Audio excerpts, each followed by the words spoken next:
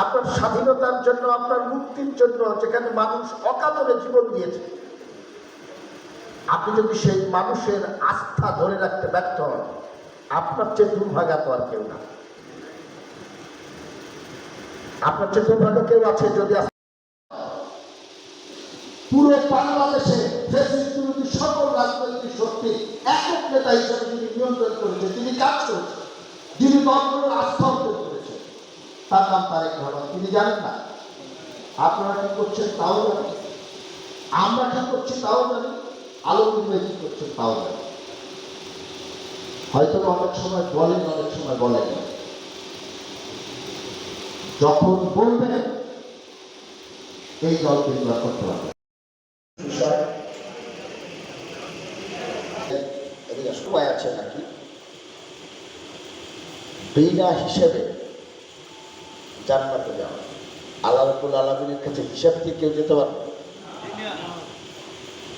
যে একটা চাকরি করে তার মালিকের কাছে পুরো হিসাব দিয়ে যেতে পারবে? আমি এই সংগঠনের সাধারণ সম্পাদক, আমি প্রতিদিন যে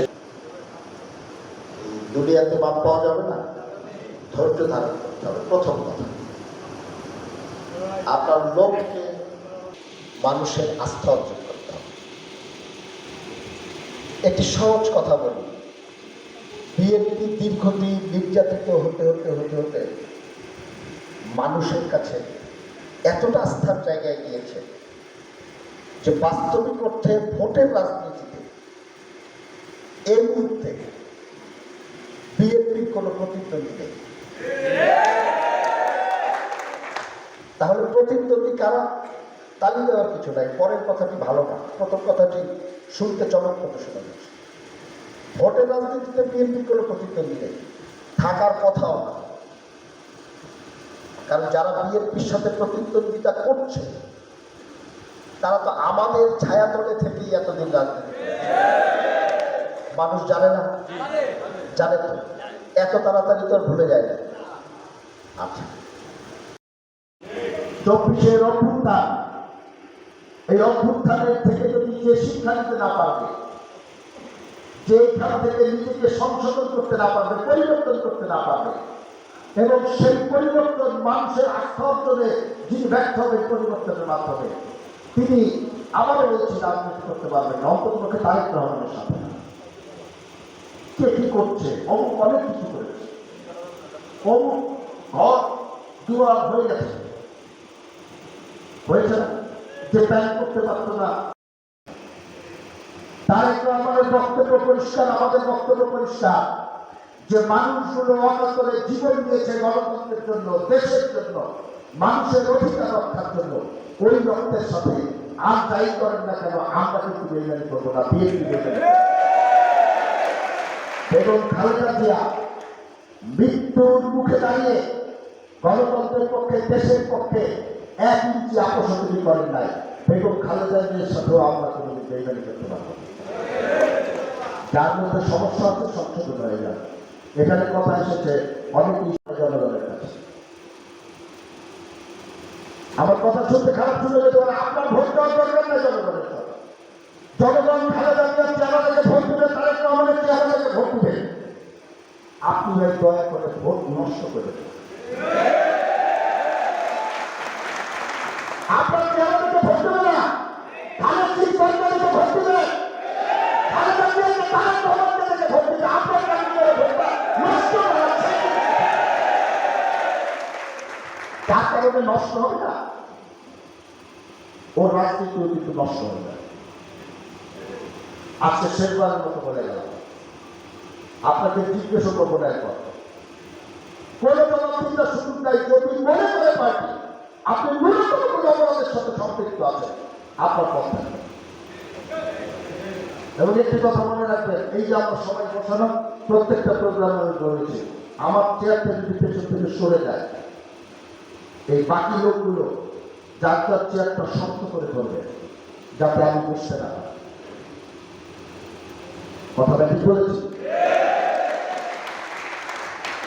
সামনে যারা একটি আসলে খালি নাই সব বছর আমার আর কোনো জায়গা নেই, আমার একমাত্র জায়গা এখান থেকে বেরিয়ে চলে যাওয়া। রাজনীতি খুবই কঠিন কাজ, পাশাপাশি রাজনীতি কিন্তু খুবই নির্মম। এখানে এক ইঞ্চি ছাড় আপনাকে কেউ দেবে না, এবং রাজনীতিতে ভুলের কোনো ক্ষমা নাই। আপনাকে কেউ ক্ষমা করবে না, কেউ দয়া করবে না। আপনি ভুল করবেন, ঠিককে যাবেন। একবার যদি পেছন থেকে চেয়ারটা সরে যায়, যে যেখানেই আছেন আবার কবে পাবেন কোনো নিশ্চয়। সুতরাং অনুরোধ করবো, কষ্ট করেছেন, কাজ করেছেন, আমরা চাই আপনারা দলের সাথে থাকেন, আমাদের সাথে থাকেন, তারেক রহমানের নেতৃত্বে দেশ করার কাজে অংশীদার হন। আশা স্বেচ্ছাসেবক দল এখন যারা করছেন তারা কিন্তু জাতীয়তাবাদী ছাত্রদল থেকে উঠে এসেছে 90 থেকে 95 পর্যন্ত। আমি দেখেছি প্রতিটি উপজেলায়, অন্য অঞ্চল থেকে আমি জানি না, কিন্তু প্রতিটি উপজেলায় যারা এসেছে তারা রাজীব থেকে শুরু করে এই পর্যন্ত জাতীয়তাবাদী স্বেচ্ছাসেবক দলে আপনারা উপস্থিত হয়েছেন। অর্থাৎ নারী নেতৃত্বের দিকে তাকাবেন। আরেকটি বিষয় আপনাদের সামনে হাজির করতে চাই। ফেব্রুয়ারি নির্বাচন, আমাদের 3টি আসনে আমাদের বিপক্ষ দল এক পরিবারের দুইজনকে অনেক অর্থ বৃত্ত দিয়ে তাদেরকে প্রার্থী করেছে। তারা মিথ্যা কথা বলে, তারা ইসলামের শত্রু, তারা অনেক সময় ইসলামের অপব্যাখ্যা দেয়। আর ফজরের নামাজের পর মসজিদ থেকে ইসলামের দাওয়াত দেওয়ার নাম করে তারা খণ্ডিত ইসলাম অর্থাৎ জামাতি ইসলাম আমাদের মা বোনদের কাছে পৌঁছে দিতে চায়। এটি আপনাদের প্রতিহত করতে হবে এবং সকল মুসলমানের তার নিজ মসজিদে ফজর নামাজ পড়ে আপনি 31 দফা দিয়ে বাড়ি বাড়ি যেতে হবে, না হলে ওদেরকে ঠেকাতে পারবেন না।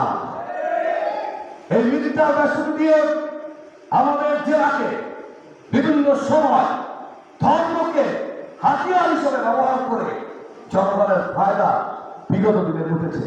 মনে রাখতে হবে 71-এর পরাজিত শক্তি সেই জামাত ইসলাম আর স্বৈরাচার আজকে সারা বাংলাদেশে মিলে মিশে একাকার হয়ে গেছে।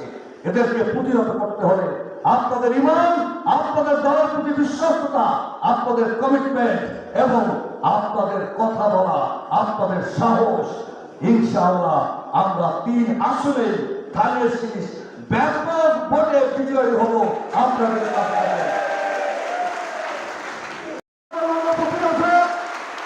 আমাদের বিরুদ্ধে বিভিন্ন ষড়যন্ত্র চলতেছে, আপনারা অবগত আছেন।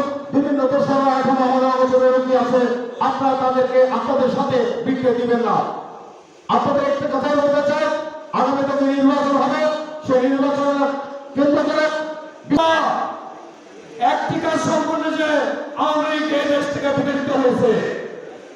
দ্বিতীয় সংগ্রাম ওটা হলো এই তত্ত্বাবধায়ক সংগ্রামে অনেক জল্পনা কল্পনা গেছে বিএনপিকে মাইনাস করার জন্য।